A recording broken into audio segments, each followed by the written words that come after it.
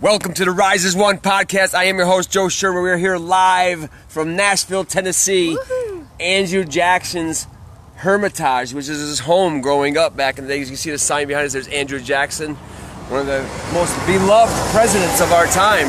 And there goes the Vanderbilt bus right there. They were just here in the museum. We got here a little bit after 4 o'clock. They closed at 4 o'clock. Yeah. So obviously I'm here with my co-host, Kathy Shermer. And the reason why we were down here in Tennessee, I can see Ed Fowler and Ryan logging here. What's up, guys? Hi. We came down here because Kathy is fulfilling her. She's willing to get uncomfortable and step out of her comfort zone to fly down here to fulfill your purpose and fulfill your code. And your code is to love on the animals and to open that senior dog sanctuary you've been talking about for so long, Senior Dog Center.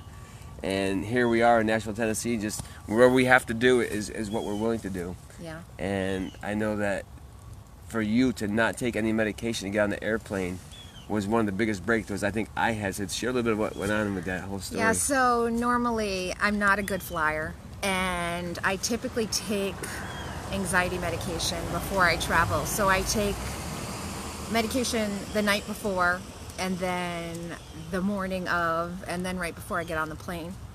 And your headset with your audio and I tape. have a headset, and Dr. Shapiro, and she's really has an unbelievable CD about tackling anxiety. And I took a little bit of anxiety medication on Sunday night. And I woke up Monday, kind of got really busy doing things before we were heading out the door to go to LaGuardia, and said to myself right before the flight, well, you have medication if you need it. Got on the flight. It was about a 2.5-hour smooth run for us. And when we got off the flight, got our luggage, and grabbed a bite to eat, I said to Joe, I didn't take any medication for the flight this morning. And I didn't take any medication before I left. And I started crying. My eyes welled up with tears. She was blown away. And I was looking at her like, going, wait a minute. That means as you follow your purpose in life, the things that used to matter no longer matter because you're so focused on where you're going, not where you've been. Right. And it was really, for anyone that has anxiety, when you can overcome an obstacle like this, it was truly overwhelming. I was so proud of myself. I always say that no matter what your struggles are in life, really be conscious of your wins. Don't come down on yourself. I used to do that. I used to get down on myself about what I wasn't able to do as opposed to what I was able to do. So I don't do that anymore. I just I praise myself. I'm like, you did such a good job. I'm so proud of you.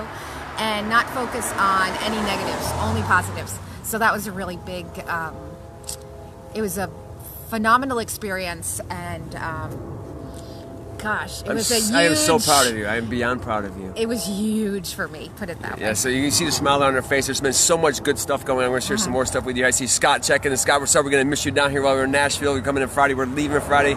Jimmy, Sarah, and Titus, what's up? Mary checking in.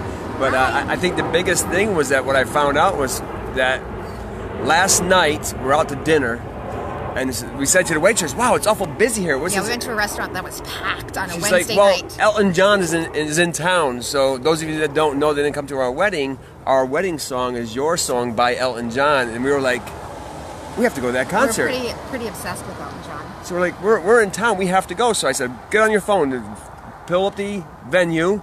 We ended up getting floor tickets. She did tell us it was sold out. So I kind of had a gut feeling that we were going to be able to go, and they had tickets available, and so we splurged and we treated ourselves, and we got there I think at like 10 after, and he had just started, and 21 songs, right?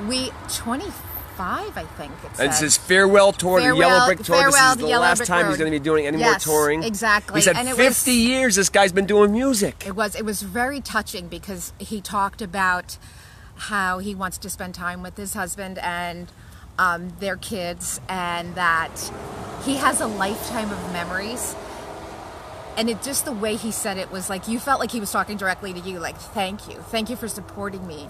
You don't know what struggles I've been through, and knowing you were there for me meant the world. So I just kind of felt like I was like, he's talking to me. Those of you that know Elton John, he is so passionate about everything he does, Oh and all the stuff that he had to go through and tolerate in his lifetime growing up to where he is today. He's Absolutely. just like so accepting. He talked about $400 million was raised for AIDS. He felt bad that he $100 million hadn't focused on AIDS. But it was $100 million on the patients, Yep. and then he blasted Big Pharma about how they could he raised they could $400 have cured million, right? Yep. more people, but Big Pharma wanted to charge so much money for the medication. So exactly. He feels like blasted we've. them, so it's just being real again. It's getting out of your comfort zone. Right. Number one. So we came down here. Then we go to Elton John at a spur of the moment. Just right. Sometimes people get a little bit out of sorts when they have to do something they're not sure about. And just to add, Elton John feels like with Big Pharma could have come a lot further as far as medication to get past or to even cure AIDS, HIV. So it's kind of unfortunate, but he knows there's a long way to go. But I still think he is going to just raise money for that because it's so important to him, and it's where his heart's at. And I'm going to share a picture of Kathy last night that I took of her when she's sitting in the seat next to me. The smile on her face, she looks like a kid on Christmas morning, just waiting to open up her presents. So that just fills me up inside when I see that with her. Number one, with the dogs. Number two, going to see Elton John, spur of the moment.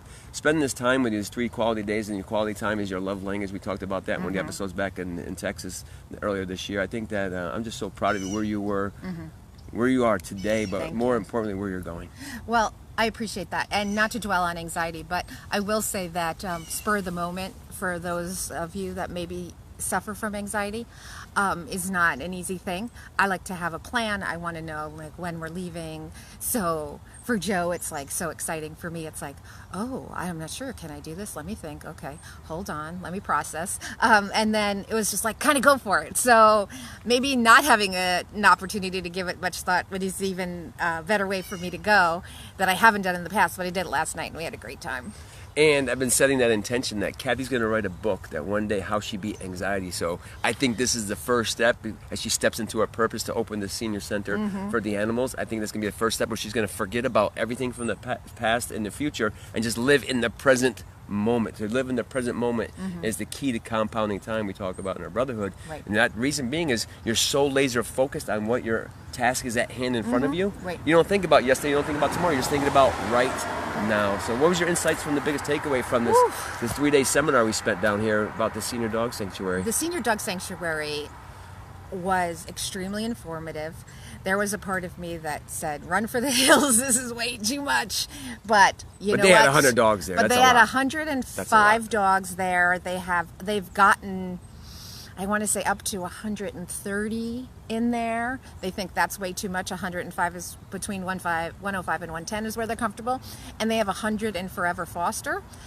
That's a little overwhelming. Her suggestion, it's Zena and Michael. Zena suggests that you start small, you know, take in a few dogs, because there's like a lot of trials and errors. And they taught us a lot, which was really helpful, and we'll benefit from that. But boy, oh boy, I mean, we talked about the flooring in the place, to overhead costs. We talked about the financials, the medical for the animals. There are so many aspects to this, and you have to be like a well-oiled machine. And you know, it says it takes a village. Ooh, I never saw that so much as at this shelter. And this is a incredibly dedicated group of people, and they make it work. But you know, it took a long time to get to where they are right now. What about the divine intervention to find that building? Yeah, Tennessee, apparently where we were in Mount Juliet, that they had trouble finding location, so they couldn't find property. And they discovered a place that they were going to lease, but it was not exactly what they needed. And they were a little disappointed, but it's what they needed at the time. And for whatever reason, the person backed out at the last minute and said, I don't want dogs in this building. And then I want to say it was a nursery. Yes, it was a nursery before the sanctuary. Yeah, and that came available, and they went in there, and oh gosh, they had everything to change. I mean, they've put in additions, they've had roofing problems, they had to do the electrical all over. You know, it's just one expense after another, and I want to say it cost about $1 million a year to run that shelter. So it just kind of goes to show you that a lot of expenses, tremendous amount of expenses. And there's only about 20 people that work there. So it just kind of gives you some insight into what is involved in running a shelter sanctuary, and you know, all the fundraising and everything that goes into it. It's a true passion. It's a true passion of mine, and that's why I want to move forward with it. And this kind of gave me the jump start to really start to think about everything that needs to get done. It's a little scary, but I'm completely motivated. I'm 100% in.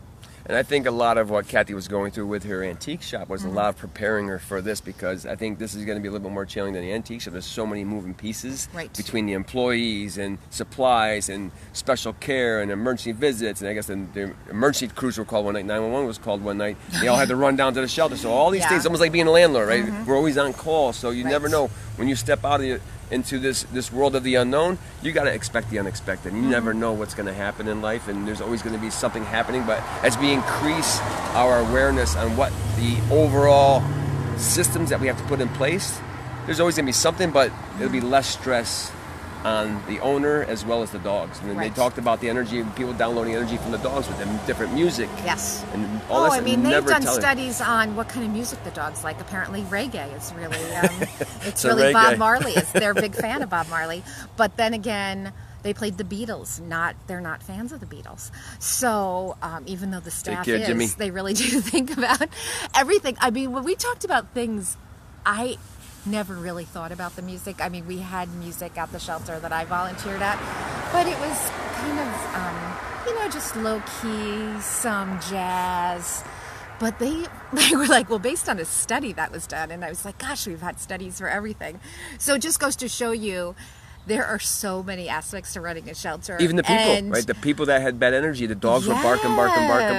You would never think that. And unfortunately, they've had to let people go because they're just not a good fit. Not just that they had, you know, maybe had issues, but that they just weren't a good fit. I mean, this is a group that's really worked well. They're like a well-oiled machine. And you know what? If you come aboard and you don't fit in, you got to move on.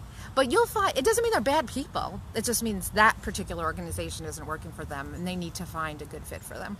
And it's the law of large numbers at the end of the day. Just like any business owner, to find a good employee, to find a good volunteer, to find something that's a good fit for your organization, it's going to have to go through a lot of people to find those right fits and find the people that are committed, number one, to say that they're going to do what they're going to do. Many times everybody says, yeah, I want to do it. And then also when they get to the shelter, like, I wasn't planning on picking up poop. I didn't want to feed the dog. I just want to pet and love on the dogs. And there's about 30 things that have to be done between 8 and 10 before the dogs get fed.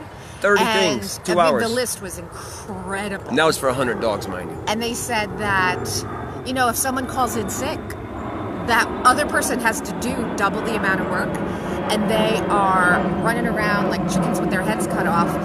But it's all for the dogs. So nobody complains. They just do what they need to do. But you really have to be dedicated. And I think that's the biggest thing. Once you get involved in something like this, you have to be all in, because just one person can affect, you know, whether, you know, the dogs are out for any specific period of time or how long they're going to be out for. All the things that you do during a routine day that the dogs are acclimating to can change when one person is out. So it's a full-time gig. There's no doubt about it. I was shocked. I can definitely tell, though, Kathy, with you coming down here, everything about you, you're like enlightened.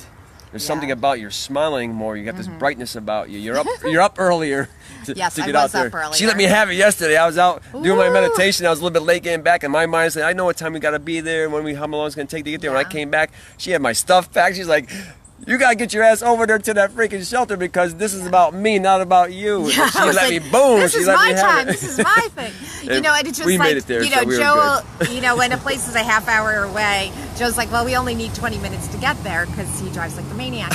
So, but I'm like, you know, I got the Virgo inside of me that's like, half hour, we have to leave 45 minutes, take traffic into consideration, you know, that ain't no retentive. We got there at like, you know, 5 after, and it was not a big deal at all, but I was like, come on, we gotta go. Yeah, so you gotta, when, you know, we work well together, I think because of that, because Joe's like, okay, so let me just say this, if we're a few minutes late, it's not the end of the world, and I'm like, oh, like I'm gonna get detention or something, but That's where you balance each other out. Because of course, when we got there, we didn't do anything for like 45 minutes, and Joe's like, "I'm so glad I we didn't got say here. one I'm word. so glad we got here in Guys, time." guys, He whispers another to lesson. me. Don't say. See, I Yes. told you so. Just go with the flow. She would have let me have it, so I made sure that. What's up, Yeah. Chrissy? Checking in. And Carolyn, this morning I got Nancy. we What's were- going on, we were out Lori? and about very early this morning. So, but it was the last day, and I really wanted to take in. And I asked a lot of questions. Not that you really needed to, because they had everything covered, but it was worth, asking questions. And they were happy to, stay in touch with us. And if there's anything that we need from them in the future, they were a tremendous group of people. Like, I can't even tell you how much respect I had for each and every one of them. So it made a huge impact on me. Yeah. So live from Nashville, Tennessee, down here with Andrew Jackson's The Hermitage. The Hermitage, home of the People's President. He was called back here. You can see the sign. They got some animals. Get a little screenshot over here. We got some horses and stuff. Check these guys out over here, grazing in the fields. They just closed. We weren't able to go down to where the actual house was, but I've been learning a lot about history here. It seems like this is History Month for me. And look at these beautiful horses. And there's a lot of animal lovers out there in Facebook land. Just this land here is like, there's something special about it. So we definitely enjoy the animals. We definitely enjoy sharing these insights with you guys as we continue our journey here to move forward and fulfill our purpose and get uncomfortable to grow. Ultimately, if we're not growing, we're dying. And I think that to see the life in you, just to come down here and to be part of this and to do the Elton John thing, spur of the moment. Yeah, that was a big deal. And then floor seats to boot, and we got some great photos. I'll share a couple of these photos with you guys out there. But thank you guys for checking in as always. It's been a pleasure to sit here and share this and serve and give freely and share these experiences. So maybe some of the stuff that we talk about here is going to help you break through and write that book on how do I beat anxiety. I think it's going to be a #1 seller on Amazon, be a #1 seller in New York Times, because there's a lot of people out there suffering with a lot of different stuff, and there's some more good stuff we're going to share with you, going down some of the insights that I downloaded while I was down here about something something I'm going to create here. I think it's going to be very helpful for a lot of people that feel like they're all alone. So really appreciate you guys. Jimmy checking in. Barbara, how we doing today? At the end of the day, it's all about connection, creation, and contribution. Right. Fulfilling your purpose. Proud of you. Thank you. Yeah, I Thank love you you so so much. much. I appreciate you. So then, with that being said, at the end of the day, together we will rise as one. Have Thank a you great all. night. Peace. Bye. Love you guys.